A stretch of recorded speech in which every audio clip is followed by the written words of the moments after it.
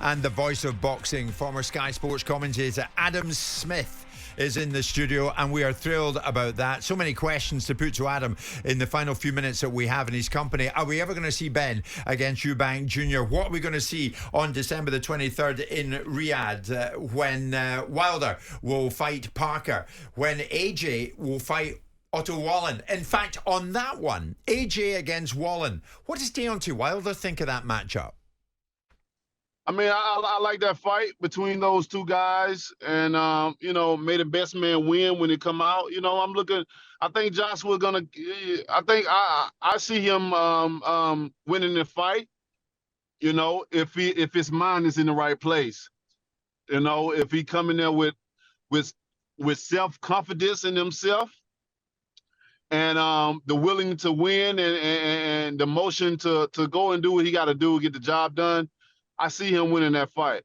But if he go in there thinking about what's next, especially when it's pertaining to me or any other thing outside of that, then, you know, he might be finding himself in some big trouble, you know. And but, you know, on the day of the fight, we're gonna find out, you know. But I do have him winning that fight, and hopefully, you know, everything serves its purpose right, that he do come out and win. And once that happens, I come out with the win, he come out with the win. Great things happening after that, that's for sure. So, you know, one step first, he got to handle his job, and I handle my business, and then we make business happen together. You can watch the full interview with Wilder on the talkSPORT Boxing YouTube channel. December the 23rd, as part of Riyadh season, Day of Reckoning will be available live, DAZN and TNT Sports Box Office. For info on how to watch, visit www.dayofreckoning.co.uk. Adam Smith with Spencer, Simon and myself.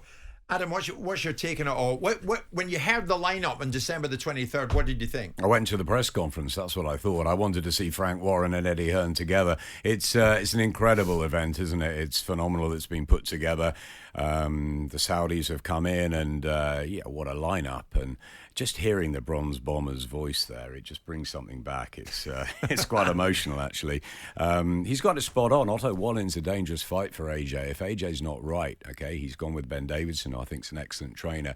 And Anthony's, you know, he's got a couple of wins now. He's got his confidence back, and he needs to go in there and really make a statement, I think, because if he's thinking anything like Deontay Wilder, I'm here in March the 9th, I think that will be a massive fight, obviously, for next year, and something the sport badly needs. But AJ's got to keep his eye on Wallin. He's not great against southpaws. He got stopped in the amateurs. He's obviously had the world title win against Charles Martin, but 2 defeats against Alexander Usyk. And Wallin's not in that league, of course, but he's a lovely guy, actually, also Wallin, and he's a good fighter. And if he gets in a rhythm, it could be tricky. But I fancy AJ to overcome What do you think of AJ's journey, if you like? Simon and I and Spencer have often spoken about this. To where he was when you were commentating earlier on, lift off for AJ to where he is now. Yeah, I think that was his night against Vladimir Klitschko, 90,000 at Wembley. It made me think a couple of years after that, Ricky Hatton against Kostashew, that being his night. And, you know, how many more big nights, big wins will AJ have? And he's still got to fight Deontay Wilder and Tyson Fury. So let's see. He's really competitive. He so wants to continue being a fantastic fighter, Joshua. And he works really, really hard. I'm looking forward to seeing him against Otto Wallin. If he gets Wallin out the way and Deontay deals with Joseph Parker, then they meet in March, and let's see, that's a fight we're all going to be tuning in for. I mean, ultimately, Spencer, it is hoped, I would have thought, the boxing fraternity want to see Wilder come through, want to see AJ come through, and then we can see the two of them. That's the most exciting fight in boxing right now for me, is Deontay Wilder versus Anthony Joshua. Both got tricky fights, to be fair. You know, Otto Wallin, as Adam said, is a slippery southpaw. He's coming off a good win against Gassiev. And more importantly, he feels that Anthony Joshua is mentally not the fighter that he was, mentally not there. Joshua's lost that aura of invincibility, and that's a big thing when you're going in the ring against your opponent. So, you know, Otto Wallin sees this as a huge opportunity, and he'll try and take that with both hands. Anthony Joshua... You're not too sure about Joshua these days, Simon, or are you? No, I think we've spoken on a number of occasions about his propensity to get in range and put himself in a way of jeopardy to be able to land his shots, and that's something that we think that he's lost. Derek James was brought back in to try and bridge that gap, and turn him into a different kind of fighter, and now you've got Ben Davison in the corner. I think Wallin trades on the notoriety gained from the performance against Tyson Fury. He's a very decent fighter, but I expect Anthony to go in and win that fight. I've got one for you, actually, Adam. I've got one for you. You know, there's a lot of talk about this psychological damage and can it be repaired? Anthony Joshua has suffered psychological damage with the defeats. You know, the confidence in his own ability. Do you think he can overcome that? Can he rediscover the Anthony Joshua of old, the one that beat Klitschko? That's what we want, isn't it? Is it possible? I think it is possible. I think that he's a very strong individual. I think that he, as I said, he works extraordinarily hard. He's got tons of money. Why is he continuing at this sort of level? He wanted to fight Tyson Fury. He wants to become freeweight world champion. And he does want to fight. Three-time world champion. But it's a question, Adam, is there? Because every fighter I've spoken to, whether it be Baron McGuigan, whether it be Carl Froch, they all say the light's gone out. It's there, he wants it, but when it goes to a dark place, when you've got to do what you described in that fight against Klitschko, get off the floor and do what it takes and go to that abyss, that's the moment that they think is missing in Anthony Joshua. That moment. Well, he had the rough night, didn't he, against Andy Ruiz in the Garden, and then he boxed safe in the rematch. And the Usyk fights, Alexander Usyk is a wonderful, wonderful fighter, a technician who's going to give Tyson Fury a run for his money if he can get into a rhythm. You know, obviously the size difference, and if Tyson's right, but on the back of the Ngannou performance, it gives Alexander a little bit more hope. And look, there's a lot of questions to be answered here. We've got to see if AJ can get through Wallin, and also if Wilder can beat Parker. Wilder's been inactive.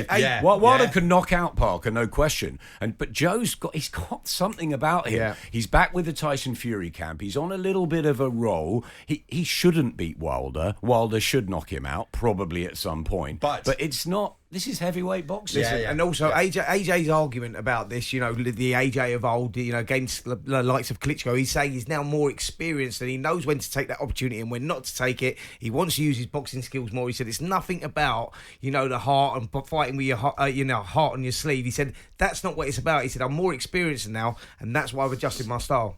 Yeah, maybe, and we've got to wait and see. It's one thing saying it, it's another thing actually doing it, performing it in the ring. It's a big event next week. If you let sense prevail, Wilder should win, right? AJ should win, right? The two should fight. March the 9th, and then if we got February the 17th with the Undisputed, you've got AJ and Wilder, as Spencer says, probably the most exciting fight. Let's hope, fingers crossed, Ben Eubank is made next year, and suddenly 2024 is a lot better than 2023, and it's a lot better for me, touch wood, as well. Of course. Well, listen, that is the main thing, more than any other thing.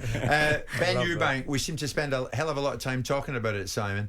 Do you think we're going to see it? Not on February the 3rd, we're not, no. And I think even Eddie Hearn, in his best guise of snake oil, cannot make that one happen. Cannot make that happen. That hasn't mellowed, has it? No, not at all.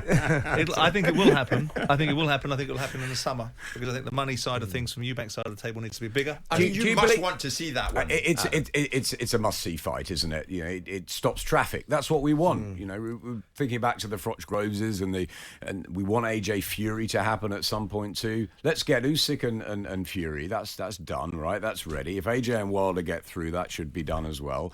In Saudi, we get Ben and Eubank, then maybe we get AJ and Fury. We suddenly got fights that are going to capture the wider imagination. That's the key. Adam, does Ben Eubank have to happen in this country really to capture the imagination? You know, does it have to happen for the British public, like in this country, football stadium? Absolutely, yes, it should happen in this country. No question about that. You know, that's what gets Britain going. You know, we're football fans. We're a nation of fans that just want to get behind one or the other. But if it happens in Saudi, it happens in Saudi, or it happens elsewhere. You know, the most important thing is it happens. But yes, of course, it'd be much better if it's in the Britain. time we've left. Yes. Who wins early in the new year, Fury or Usyk? I think you've got to fancy Tyson Fury on his day, but his day wasn't against Ngannou. It was like a sparring session. I don't know what he was doing in there, and I think it'll be different for Alexander Usyk. But Usyk is a clever, very, very, very good fighter, and you know, look, he's never been beaten. Yeah. He's a two-weight champion. Is he big enough? He's certainly, if he gets in a rhythm, he's good enough to give Tyson a real run for his money. But I lean towards Tyson Fury. In the time we've left, what's Adam Smith's favourite Adam Smith commentary?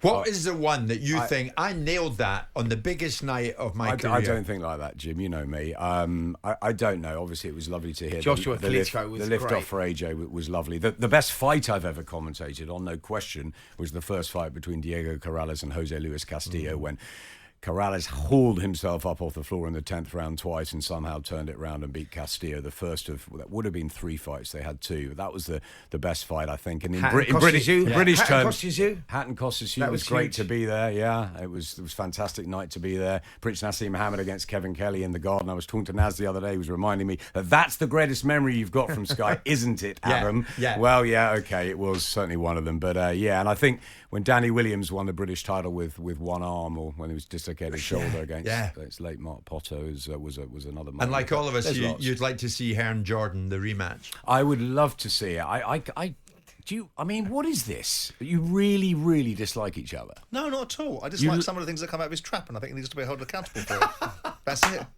Eddie's a great guy. You're a great guy. He is. He's a very talented guy that tells fibs. Listen. I think we found our referee anyway, Mr. Adam Smith. I'd love to commentate on it. Oh, yeah, there's only one person for that job, and it's you. In all seriousness, so glad that you're getting back to full fitness. Thanks, Jim. And absolutely thrilled you've come in here and joined us today. Absolutely. Thank you. Great. Nice to see you, you, Adam. We're Simon. really grateful Thanks, to Spencer. you. Thank you very Adam much. Smith in studio this lunchtime with myself, Simon, and Spencer Oliver.